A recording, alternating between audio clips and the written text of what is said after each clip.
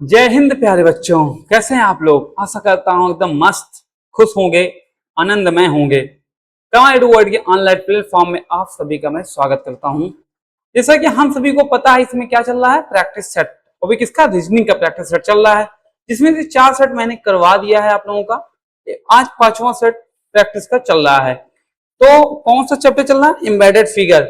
इसके पहले मैंने क्या करवाया था, आप लोगों को छिपी हुई आकृति करवाया, सॉरी वो करवाया था, पैटर्न को पूरा करना करवाया था। और आज 5वां चैप्टर ये है। आप लोगों का सिलेबस काफी बदल चुका है, नए सिलेबस के बेस पे क्वेश्चन बनाए गए हुए हैं।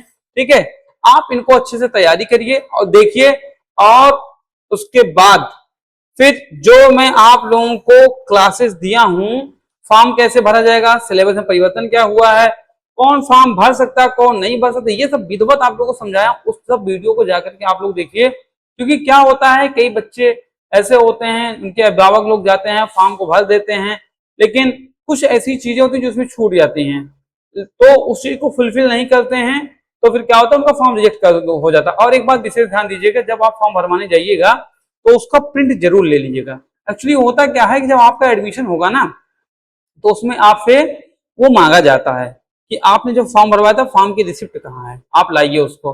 तो उस समय आपको जरूरत पड़ेगी उसकी। और कोई भी ऐसा काम मत करिएगा कि आपका मान लीजिए एग्जाम में आप तो क्वालिफाई हो गए, लेकिन वहां जाकर के फिर आपको बाहर आना पड़े, एडमिशन न लिए जाए।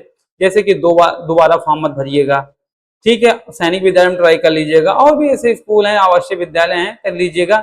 लेकिन कोशिश करिए कि इस बार जो पहली बार है अच्छे से तैयारी करें और करें, अपना करें। तो फिर ये प्रैक्टिस सेट है, इसमें मैं छिपी हुई आकृति और हिंदी भी लिया हूं, जिसमें 2 गद्यांश लिया हूं। उसके बाद फिर आपका विलोम और पर्यायवाची, जैसे कि आप सभी को मालूम है, मैं सिलेबस में डिस्कस किया हूं, वो सब आ रहा है। तो आइए, मैं बार बार कहता हूँ, पूरी टीम हमारी नवोदय से आई है, और नवोदय आप लोगों को पहुंचाने के हम लोग कोशिश में हैं कि आप लोगों को नवोदय पहुंचाएंगे। ठीक है, तो आइए आज की क्लास हम शुरू करते हैं यहीं से। फिर आप अपना कर्तव्य को निभाएं, इसलिए इस स्लाइड को लगाया जाता है। लाइक सब्सक्राइब करते रहें, पसंद आए तो लाइक करें, और ना पसंद आए तो आप हमसे कांटेक्ट करें। कांटेक्ट भी आप हमसे कर सकते हैं कि सर आप वीडियो में इस चीज का आप सुधार करें, क्योंकि कोई जरूरी नहीं है कि मैं आपसे बड़ा हूं तो आप हमको सलाह नहीं दे सकते हैं। सलाह सबकी माननी चाहिए, सबकी सुननी चाहिए, इसी एक बुद्धिमान इंसान का ये काम होता है। ठीक है, कहते नहीं, जिस पेड़ पर फल होते हैं वही डालियां झुकती हैं। जिस पर कोई फल ही नहीं तो वो तनी रहती है। तो घमंड करना अच्छी बात नहीं होती है। सभी को अपने बड़ों की, छोटों की, सबकी बातों को सुनना चाहिए और मानना चाहिए। ठीक, तो चलते हैं फिर क्लास तरफ। ये रहा आज का पहला प्रश्न। मैं इसमें निर्देश इसलिए नहीं लिया हूं क्योंकि आपको मैं पहले प्रैक्टिस सेट में निर्देश को अच्छे से बताया हूं, कैसे पढ़ा जाता है। केवल टॉपिक का नाम मैं बताया हूं, छिपी हुई आकृति इस टॉपिक का नाम है, उससे पढ़ेंगे। बता देता हूं फिर से एक बार कैसे क्या होता है। एक तरफ समस्या आकृत होती है, दूसरी तरफ उत्तर आकृत होती है। उत्तर आकृत में 4 ऑप्शन होते हैं, ए बी सी डी। ठीक, 4 ऑप्शन होते हैं। तो चारों ऑप्शनों में से इस चित्र को आपको देखना हूबहू ये चित्र किसमें छिपा हुआ है। ठीक है, तो उसको आपको ढूंढ निकालना और सीधा टिक लगाना है और आगे बढ़ना है। ठीक, ये तरीका होता है। लेकिन ये तरीका आपको मैं प्रैक्टिस सेट नंबर 10 में बताया हूं। इसका चैप्टर नंबर, जो छिपी हुई आकृति का जो पहला चैप्टर है, वो है प्रैक्टिस सेट नंबर 10।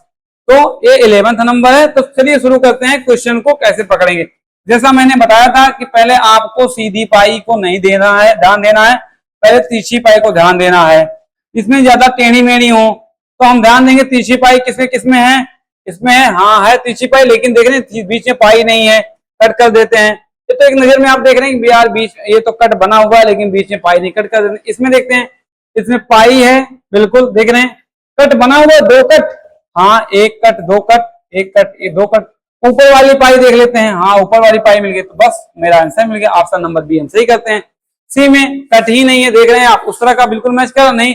डी में दूर दूर पाई है, ये भी हो गए, तो इसलिए ऑप्शन नंबर बी आपका सही होता है। ठीक, आप प्रैक्टिस सेट नंबर 10 देखिए, उसमें पूरा विस्तार समझाया गया है, बताया गया है कैसे आप पकड़ेंगे क्वेश्चन को और उसको करेंगे। ठीक है, इसमें मैं आपको करवा रहा हूं क्वेश्चन अगला। देखते हैं अगला क्वेश्चन क्या कह रहा है। एक आपका क्या है, ये आपका गोला है, बीच में एक खड़ी पाई है, गोला है, और देख रहे हैं बीचों बीच में खड़ी पाई है, ध्यान देख रहे हैं आप लोग, बीचों बीच में खड़ी पाई है, दोनों मिला लीजिए, बीचों बीच में खड़ी पाई। तो किसमें बीचों बीच खड़ी पाई, इसमें है, ए में नहीं है, बी में भी नहीं है, इसमें है, सी में है नहीं भाई, डी में देख रहे हैं गोला भी है, बीच में खड़ी पाई है। ऑप्शन नंबर डी आपका सही होता है। ठीक, ये रहा आज का अगला प्रश्न। अगला प्रश्न क्या कह रहा है, इसको विधिवत ध्यान पूर्वक आप लोग देखिएगा, इसमें गलती मत करिएगा। जो तरीका मैं आपको बताया हूं उस तरीकों को आप लोग फॉलो करिएगा, तुरंत आपका आंसर निकल के आएगा, नहीं तो आप इसमें जूझते रहेंगे। क्योंकि इसमें ये जो टेढ़ी वाली पाई है, ये कहीं कभी आप यहां से लेंगे तो कभी आप यहां से लेंगे। ये चीज आप गलती मत करिएगा। कहां से लेना मैं आपको ये चीज बता चुका हूं। लेना क्या है, ये वाला पोर्शन आप लोग ध्यान पूर्वक देखिए। इस वाले पोर्शन को अगर जब आप लोग ध्यान पूर्वक देखेंगे तो आपको समझ में आ जाएगा कि कहां से लेना है, यहां से लेना है कि यहां से लेना है। तो देखिए कहां से लेना है इसको। इस क्वेश्चन को मैं पिछले भी प्रैक्टिस सेट में दिया था और इस वाली भी प्रैक्टिस सेट में ले लिया हूं। क्यों लिया हूं इसी को कि दोबारा आप इसको समझें, क्योंकि एक बार में कोई चीज नहीं समझ में आती है, जब बार बार उस चीज को किया था समझ में आता है। और इस तरह का क्वेश्चन फंसाने वाला जरूर आता है, ये PYQ का ही क्वेश्चन है, इसलिए मैं इसको 2 बार ले लिया हूं। आइए समझते हैं कि कहां से लेंगे। ठीक, ध्यान देना है कि जहां से लेंगे ये ऊपर आपकी ये इतना आपका निकला होना चाहिए, ये वाला एल आखिर ऊपर बनता हो। क्या अगर हम यहां से लेंगे तो ये आखिर बनेगी? नहीं बनेगी। अगर यहां से लेंगे तो ये आखिर हमारी बनेगी, बिल्कुल बनेगी, ये आखिर हमारी बन गई। लेकिन और क्या ध्यान देना है, यहां से ऊपर पाई गई नीचे पाई जाएगी। ठीक, और एक बात ध्यान देना, इस वाली पाई के बराबर इस पाई को आना चाहिए। तो क्या इस वाली पाई के बराबर इस वाली पाई आएगी? यहां तक ये पाई आएगी, ये वाली नहीं आई, यही रुक रही। तो आंसर कट कर दिया। इस वाली आकृति में देखते हैं, यहां तो है लेकिन ये वाली पाई नहीं है, कट गया। इस वाली आकृति में देखते हैं, यल तो बन रहा, देखिए यल बन रहा ना, और सीधी खड़ी पाई भी आ रही है, लेकिन ये वाली सीधी पाई नहीं आ रही, कट गया। अब ऑप्शन नंबर हमारा 1 बचता है डी। आइए देखते हैं कहां तक ये सही जाता है। एल पहले बनाते हैं, ऊपर एल बन गया, खड़ी पाई आई आ गई, ये सीधी पाई आई, यहां तक बिल्कुल मैंने बताया था ना कि ये इसके बराबर होना चाहिए। अरे वाह, ये इसके बराबर भी आ रहा है, देख रहे हैं आप, ये वाली पाई, और ये नीचे वाली भी नहीं करी। बस ऑप्शन नंबर डी आपका सही होता है। इसको मैं 2 बार समझा चुका हूं आपको, अब दोबारा गलती नहीं करेंगे आप लोग, मुझे उम्मीद है। आप लोग अच्छे बच्चे हैं, अच्छे बच्चे का परिचय दीजिए और क्वेश्चन को लगाइए और अच्छे से अपना एक सीट नवोदय विद्यालय में सुनिश्चित के लिए, सैनिक विद्यालय में जो भी एग्जाम आप आवासीय विद्यालय दे रहे हैं। ठीक है, अगला प्रश्न देखते हैं क्या है। एक खड़ी पाई है, एक तिरछी पाई है, कैसे निकली हुई है? क्या इसमें है, एक एरो है, ऊपर निकल गया, इधर पाई इधर पाई। ऑप्शन नंबर ए हमारा सही हो गया। बी में नहीं है, सी में भी नहीं है, डी में भी नहीं है। ठीक, चलो बढ़ते हैं अगले प्रश्न। अगला प्रश्न क्या कह रहा है, ये रहा अगला प्रश्न। अगले प्रश्न को ध्यान पूर्वक देखिए क्या है। पहले हम क्या देखेंगे, खड़ी पाई कहीं नहीं, जो लंबी खड़ी पाई हुई उसको हम कभी नहीं देखते हैं। छोटी पाई देखते हैं, कहाँ है छोटी पाई, इसमें निकली है? नहीं निकली है, कट करो। इसमें निकली है, हाँ निकली है। पहला एक चीज मिला, फिर तुरंत दूसरे पे इंप्लीमेंट करो। ये खड़ी पाई देखते हैं अब हम, ये खड़ी पाई है? नहीं है भाई, खत्म। अब इसमें देखते हैं, इसमें निकला ही नहीं है, खत्म। अब इसमें देखते हैं, ये निकला तो है, खड़ी पाई भी है। अब पहला दूसरा नियम फॉलो, अब तीसरा नियम भी क्या फॉलो हो रहा देखते हैं। हाँ, तीसरा नियम भी फॉलो हो रहा। ऑप्शन नंबर डी हमारा करेक्ट आंसर होता है। ठीक, बढ़ते हैं अगले प्रश्न। अगला प्रश्न क्या कह रहा है, देखिए हम पहले क्या देखेंगे, पहले खड़ी पाई नहीं देखें, पहले हम इसको देखेंगे। आइए देखें कहाँ ऐसा बन रहा, इसमें बन रहा है कहीं इस तरह का एल, कहीं नहीं, कट कर दो, खत्म करो। इसमें बन रहा है क्या, हाँ ये बन रहा है। और क्या है, खड़ी पाई। अब ये तिरछी पाई ऐसे आई है, तिरछी पाई हम ऐसे देखते हैं, हाँ तिरछी पाई बन रही। ऑप्शन नंबर बी हमारा सही हो रहा है। लेकिन थोड़ा सा और आगे बढ़ लेते हैं, ऑप्शन नंबर सी, इसमें भी दिख रहा है, ये खड़ी पाई भी है। अरे भैया तो 2 ऑप्शन मिल गया। आहा, इसमें तो होगा नहीं, बिल्कुल नहीं। लेकिन कोई एंगल वाली बात फिर आ गई यहाँ पर। देखिए एंगल को देखिए, एंगल क्या कह रहा है। एंगल में देख रहे हैं आप, इसका एंगल 90 डिग्री ठीक बन तो रहा है, लेकिन आकृति का जो क्षेत्रफल आप देख रहे हैं, इसका किस समान दिख रहा है या इसका दिख रहा है। मैं इसको रिमूव कर देता हूं, देख लीजिए आप, इसका मिल रहा है कि उसका मिल रहा है। आप देख रहे हैं ये आकृति को नापेंगे, ये आकृति छोटी है, इसका जो खाना है छोटा है, लेकिन इसका वर्ग बड़ा है। अगर हम इस पूरे वर्ग को ऐसे मैच कराएंगे, ध्यान पूर्वक देखिए, तो ये इस प्रकार का कुछ बनेगा। देखिए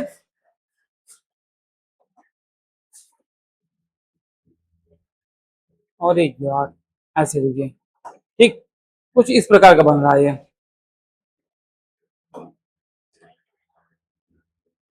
ये देख रहे हैं आप, ये चतुर्भुज बन रहा है। तो आप देख रहे हैं ना, पूरा चतुर्भुज बन रहा है, ये छोटा हो बड़ा, तो इसलिए ऑप्शन नंबर बी आपका सही होगा। बिल्कुल एकदम बारीक सा अंतर था।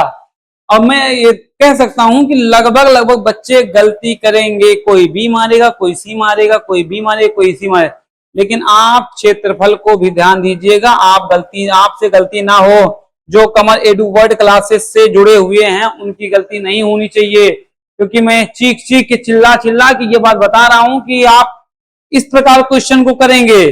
ठीक है, अगला क्वेश्चन देखते हैं। ये अगला क्वेश्चन क्या कह रहा है, पहले हम क्या देखेंगे, इस वाली आकृति को देखेंगे, खड़ी पाई नहीं देखेंगे। इसमें बन रही, इसमें बन रही, हाँ इसमें बन रहा है। ठीक, इस वाली खड़ी पाई देखते हैं, इसमें भी बन रहा है। तो अब क्या इसमें देखेंगे, इसमें देखेंगे, इसमें बन रही, दूसरी पाई नहीं, कट करो। इसमें देखते हैं, इसमें बन रही, इसमें बन रही, ये खड़ी पाई बन रही है, बिल्कुल बन रही है, मान गया मैं बन रही है। इसमें नहीं बन रही। अब इसमें अंतर क्या हम ढूंढेंगे, इसमें भी अंतर हमको ही ढूंढना होगा। तो इसमें दो प्रकार का आंसर बन, देखिए इसमें कलरफुल बना हुआ है, लेकिन अगर आप ध्यानपूर्वक देखेंगे तो ये आपका ऑप्शन नंबर सी ज्यादा सुटेबल दिख रहा है। देखिए सीधा पाई है, ये इधर गई, ये इधर गई, ठीक है, लेकिन नहीं, ऑप्शन नंबर सी आपका नहीं सही होगा। क्यों नहीं सही होगा, आइए देखते हैं। इसलिए नहीं सही होगा क्योंकि ऊपर की पाई आप देख रहे हैं, हल्की सी बेंड हुई है, देख रहे हैं, ये देख रहे हैं आप, इसको सीधा आना चाहिए था ना, सीधा आया, इसको सीधा जाना चाहिए था, लेकिन क्या हुआ, हल्की हल्की बेंड हो गई है, लेकिन ये पाई हल्की सीधी गई हुई है, देख रहे हैं आप, बिल्कुल, चाहे इसको ले लें चाहे ये, देखो सीधी गई कि नहीं गई है, तो कौन सा सही होगा आपका, नहीं यार ये भी सीधी नहीं है, दोनों आकृति एक ही तरह की हैं, आप गैपिंग को मैच कराएंगे। अच्छा ठीक, ये नहीं गलत होगा, मुझसे हमें से गलती हो गई, आपका ऑप्शन नंबर सी ही सही होगा। क्यों सही होगा, देखिए इसकी गैपिंग आप देखेंगे, सीधी गई पाई तीसरा से नहीं मतलब है, सीधी गई, लेकिन गैपिंग देख रहे हैं आप बिल्कुल कम है, लेकिन इसकी गैपिंग आप ध्यानपूर्वक देखिए, बराबर है कि नहीं, गैपिंग आपको दिख रही है कि नहीं, लगभग जितनी गैपिंग इसकी है उतनी गैपिंग इसकी भी है, देख रहे हैं ना, तो इसलिए आपका ऑप्शन नंबर सी सही होता है। ठीक, अगला प्रश्न क्या कह रहा है, अगला प्रश्न तीसरी पाई है, सीधी पाई नहीं देंगे ना, तीसरी पाई किसमें है, इसमें है, हाँ है, इसमें है तीसरी पाई, कहीं नहीं गलत करो, इसमें तीसरी पाई, हाँ बिल्कुल है, इसमें है तीसरी पाई, हाँ है, लेकिन देख रहे हैं आप, ये चित्र की जो दूरी इन दोनों के बीच की है, इस पाई की और इस पाई की ज्यादा नहीं है, लेकिन अगर इसको हम बनाते हैं तो ये दूरी बहुत ज्यादा हो जाएगी, इसलिए ये भी कट हो जाएगा, इसकी दूरी आप मैच कराएंगे तो ये ज्यादा सही पड़ रही है। अगर ये ऑप्शन ना होता तो इन दोनों में से कोई एक ऑप्शन सही माना जाता, लेकिन तब ये दोनों ऑप्शन मैच ना करते, इसी तरह के छोटे बनते, लेकिन आपका ज्यादा कौन आपका सुटेबल पड़ रहा है, ज्यादा ध्यान पूर्वक आप देखिए कौन सा सही आंसर लग रहा है, किसके करीब आप सबसे ज्यादा पहुंच रहे हैं, ऑप्शन नंबर ए के करीब सबसे ज्यादा आप पहुंच रहे हैं, यही आपका इसके करीब सबसे ज्यादा है। ठीक, अगला प्रश्न देखते हैं, अगला प्रश्न क्या कह रहा है, ये रहा अगला प्रश्न आज का। अगला प्रश्न में ध्यान पूर्वक देखिएगा, पहले हम तीसरी पाई देखेंगे, इधर आए इधर गए ना, इधर आए इधर गए, कौन है इसमें है, इधर आए, इधर तो नहीं आ रहे, इधर तो जा रहे हैं, कट करो, इसमें इधर भी है इधर भी है, अच्छा मिल गया हमको। अब हम इधर भी आएंगे सीधी पाई लेकर के, सीधी पाई यहाँ तो है ही नहीं, देख रहे हैं आप, यहीं तो महाराज आके रुक गए हैं, देख रहे हैं आप, ये देखो यहां से आए यहां गए, लेकिन यहीं तो रुक गए, पूरा नहीं बढ़े, कट कर दो इनको।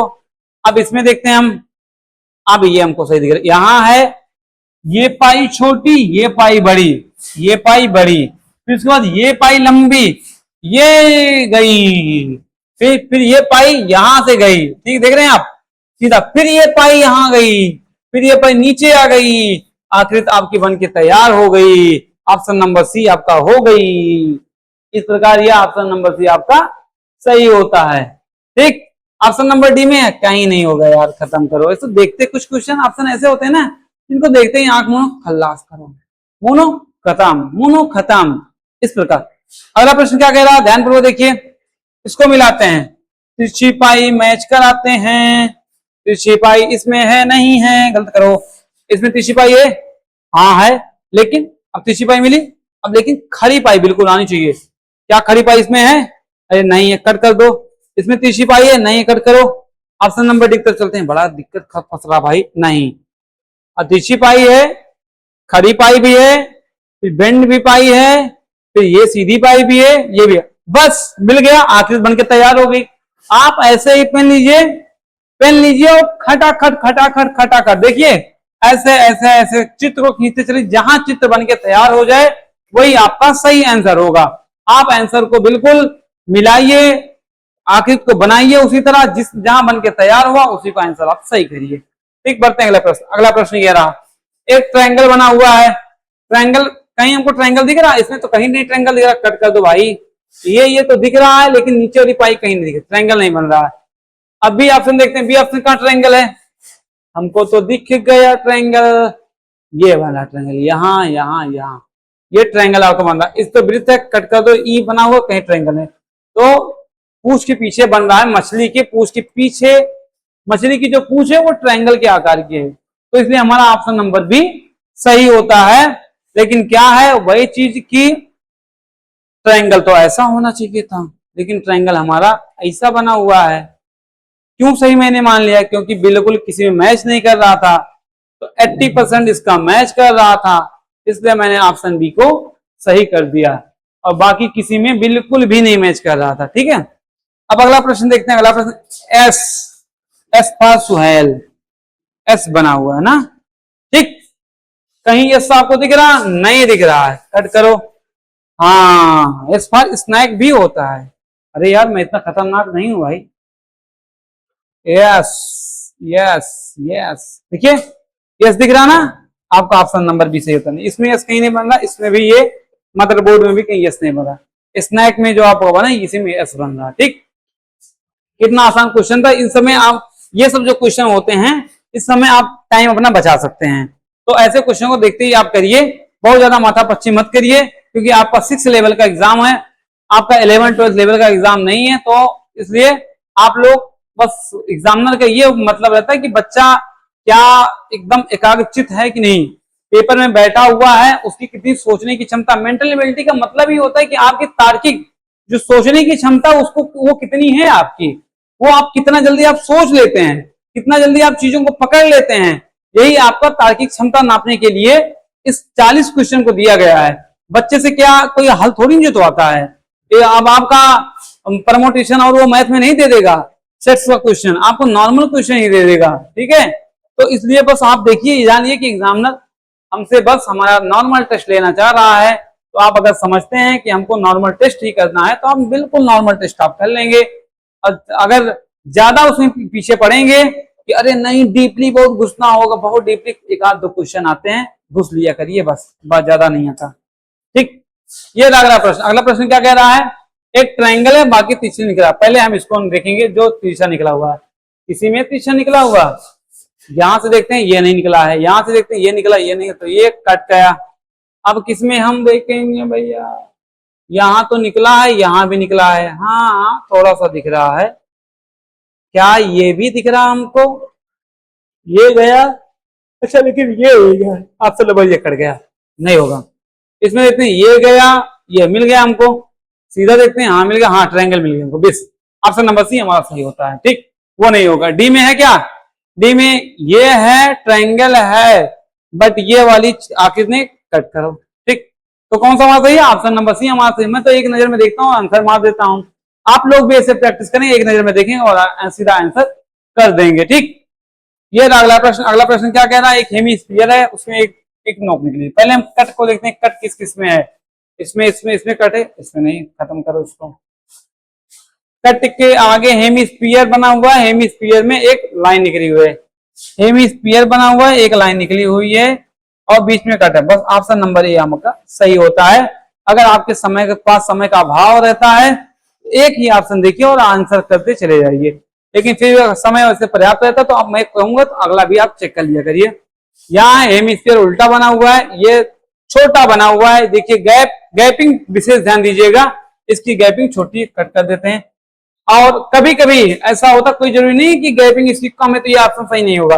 अगर ये ऑप्शन ना होता तो ये सही मान लेता, लेकिन ज्यादा उचित ये आंसर हमको दिख रहा, तो इसलिए हम उसको मान कर करेंगे। क्यों भाई, अगर मेरे पास पनीर पूरी सब्जी है तो मैं दाल चावल क्यों खाऊंगा, या फिर मैं पनीर पूरी डेली खा रहा हूं तो मैं दाल चावल जरूर खाऊंगा। तो हमको जो ज्यादा उचित लगता है मैं वही करूंगा ना, उसी को चूज करूंगा ना। इसमें करते हैं। अब देखिए ये भी सही हो सकता था, लेकिन इसका कट नीचे ऊपर अपोजिट है, लेकिन मुझे सेम उसी डायरेक्शन मिल गया है तो उसको लेंगे। इसका कट नीचे ये भी नहीं होगा, इसमें ऑलरेडी पहले मैं कट कर दिया, तो ऑप्शन नंबर ये आपका सही होता है। आज का ना ये अगला प्रश्न। अगला प्रश्न क्या कह रहा है,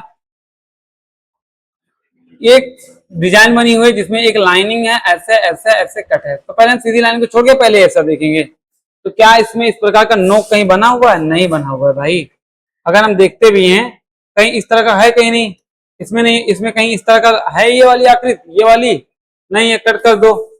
इसमें कहीं दिख रहा है ऐसा आकृति, यहाँ नीचे दिख रहा है, लेकिन यहाँ कट नहीं बनेगा, इसको कट कर दो।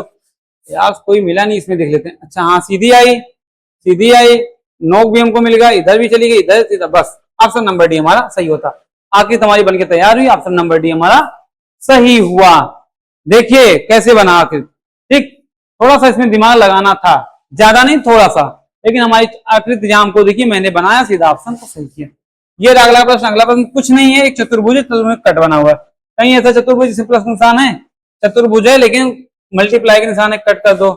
चतुर्भुज है ही नहीं इसमें, ये है चतुर्भुज बना हुआ है, प्लस का निशान भी है, हमारा ये ऑप्शन सही होता है। चतुर्भुज है लेकिन इसमें मल्टीप्लाई का निशान है, बीच में वर्ग भी बना हुआ है, इसलिए ये भी नहीं होगा, तो हमारा ऑप्शन नंबर सी सही होगा। देखिए क्वेश्चन को करते जाइए, आप लोग भी ध्यानपूर्वक देखिए इस क्वेश्चन को। अगला क्वेश्चन क्या कह रहा है यार, ये क्वेश्चन तो मैंने पहले ही कराया था या पिछले में करवाया था, मे भी ना, नहीं ये पहला ही क्वेश्चन था। अरे यार क्वेश्चन कहाँ डबल याद है भाई, क्या रीजन था भाई टाइप मास्टर। चलिए इसको मैंने करा दिया था, तो ऑप्शन नंबर भी आपका इसमें सही था। फिर से समझा देता हूं। देखिए इसमें एक कट था, बीच में ये लाइनिंग हमको ढूंढनी थी, तो लाइनिंग मैंने ढूंढ लिया। ये पूरी पूरी इसमें नहीं था, बल्कि इसमें मिला था, कट कर दिया। इसमें आधा था, नहीं था, ये भी नहीं था, ये भी नहीं। ये हेमी स्फीयर वाला है। हेमी स्फीयर कहाँ है, किसमें था? ऑप्शन नंबर डी में हमको यहाँ पर मिला था। ये हेमी स्फीयर है, बीच में पाई है, ठीक है। समय ज्यादा जाया नहीं करेंगे, आगे बढ़ते हैं, ठीक। ये रहा अगला प्रश्न। अगला प्रश्न ध्यान पूर्वक देखिए। हमारे जो टाइप मास्टर है ना, कभी के बहुराज होते हैं, बाकी क्वेश्चन तो बहुत टाप टाप का रखते हैं, जितना जो मैं देता हूं उनको उसी प्रकार वो बनाते हैं, लेकिन कभी कभी पता नहीं किस नींद में हो जाते हैं बेचारे, उनको भूल जाते हैं कि हमको क्या बनाना चाहिए, क्या है, उसी को 2 बार दे देंगे, ठीक है। तो इसमें क्या दिया गया है देखिए, एस फॉर सुहेल, आगे नोक निकले, पहले देखें यस कहाँ बना हुआ है। यस इसमें बना नहीं भाई, यस इसमें बना नहीं भाई, हाँ यहाँ यस बना हुआ है, आप देख रहे हैं यस, यस बना हुआ है। इधर भी नोक निकली है, यहाँ भी, इधर भी नोक, बस ऑप्शन नंबर सी हमारा सही होता है। डी में कहीं यस बना हुआ नहीं बना, कट करो, एक ही ऑप्शन था, ऑप्शन नंबर सी हमारा सही होता। बढ़ते हैं अगले प्रश्न। अगला प्रश्न क्या कर रहा है, पहले हम बोला हूं सीधी पाई नहीं देखेंगे, पहले हम टेढ़ी पाई देखेंगे। आइए देखते हैं इस तरह का चित्र कहाँ है। टेढ़ी पाई, टेढ़ी टेढ़ी टेढ़ी, यहाँ है टेढ़ी पाई, यहाँ शुरू, लेकिन क्या ये है? नहीं है, खत्म करो। फिर ऐसा आता है, ऐसा ऐसा, ये भी नहीं हुआ, खत्म करो। अगले में देखते हैं, इसमें है ऐसे ऐसे ऐसे, अरे नहीं भाई बन ही नहीं रहा है कहीं। इसमें देख लेते हैं, कहीं नहीं बन रहा। हाँ टेढ़ी पाई सीधी पाई, ये आखिर बन के तैयार, देख रहे हैं आप, ये बन गई आखिर, यहाँ मिलता है हमें ऑप्शन नंबर डी में, हमको इसका सही आंसर मिलता है।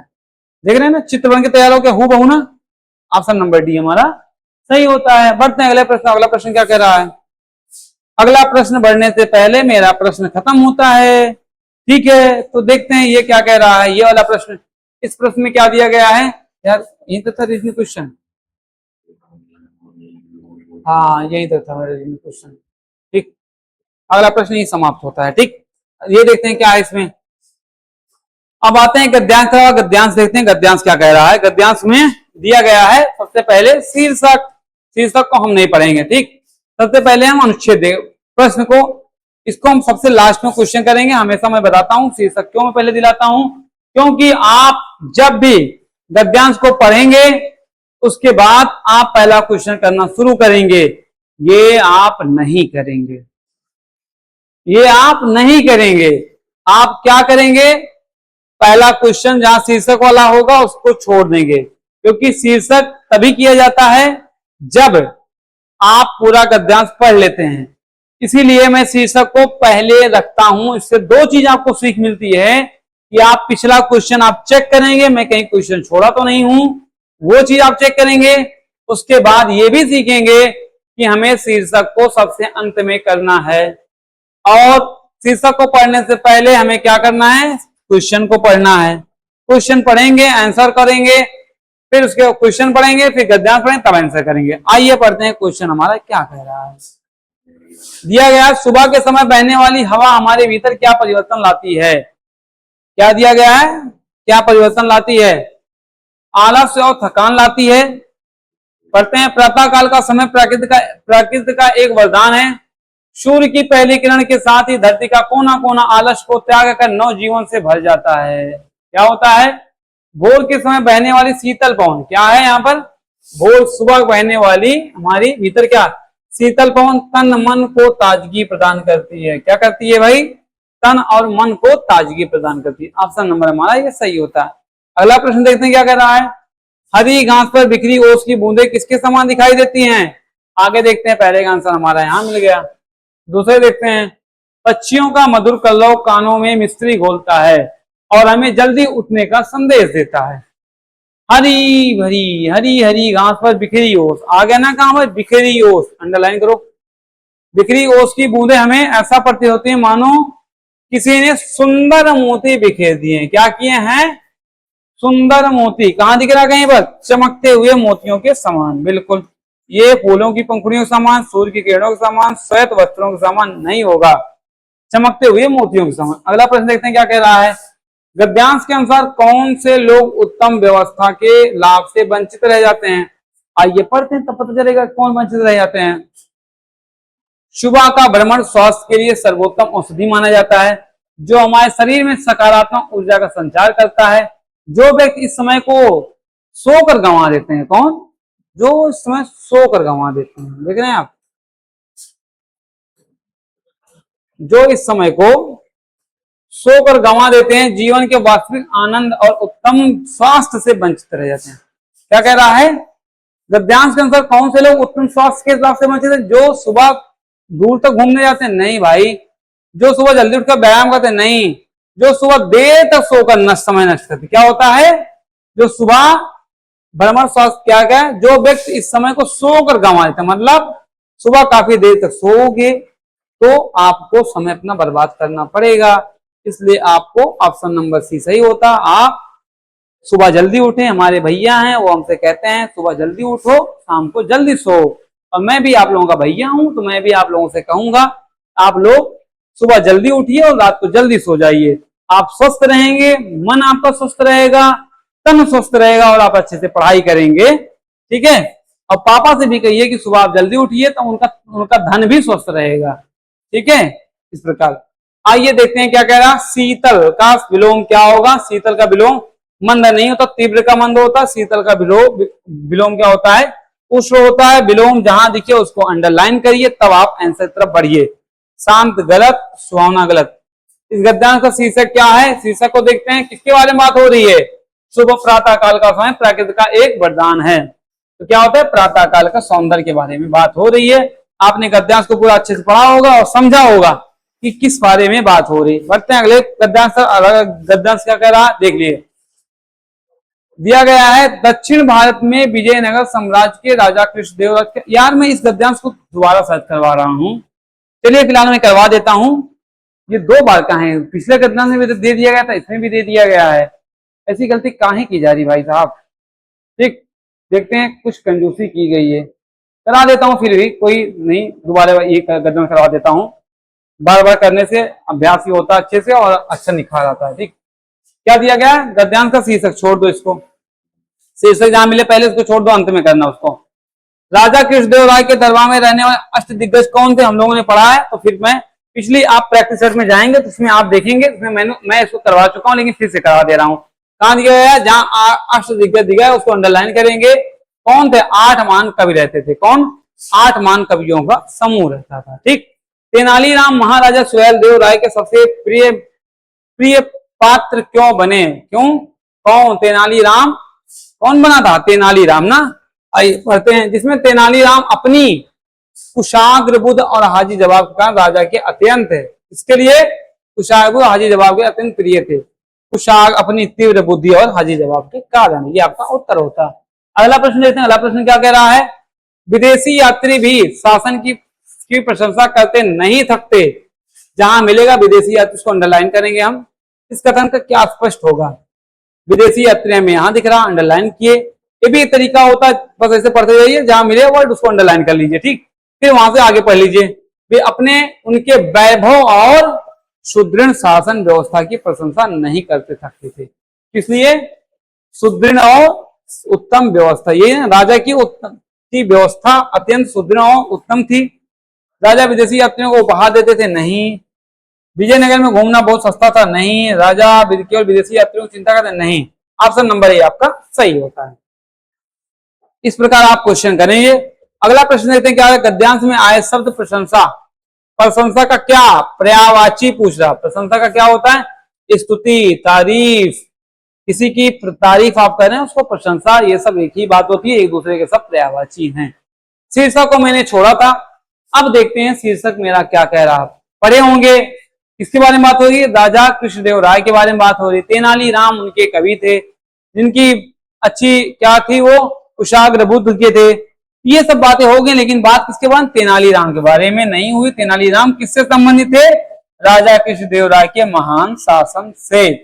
विजयनगर के वो शासक थे। तो सब कुछ इसमें समाहित होता है, लेकिन किसमें? राजा कृष्णदेव राय में। ऑप्शन नंबर बी आपका सही होता है। ये भी गलत, ये भी गलत, ये भी गलत। तो इस प्रकार हमारा सारा क्वेश्चन कंप्लीट होता है। आज ग्रामर का इसमें क्वेश्चन नहीं लिया गया है, अगले सेशन में ग्रामर का क्वेश्चन हम ऐड करेंगे। तब तक के लिए आप हमको दीजिए विदा, और फिर मिलते हैं आपको मैं अगली क्लास में। आप अच्छे से पढ़ाई करते रहिए, अपने माँ बाप का नाम रोशन करिए, और ये मुझे पूरा आशा है कि अगर आप लोग तन्मयता के साथ पढ़ते रहेंगे और आप जो है प्रैक्टिस सेशन का अभ्यास लगातार करते रहेंगे, तो आपको नवोदय में या सैनिक विद्यालय में, CHS, ये हमारे कोई जितने भी आवासीय विद्यालय हैं, आप सभी में अपना कंपटीशन आप अच्छे से बीट कर पाएंगे।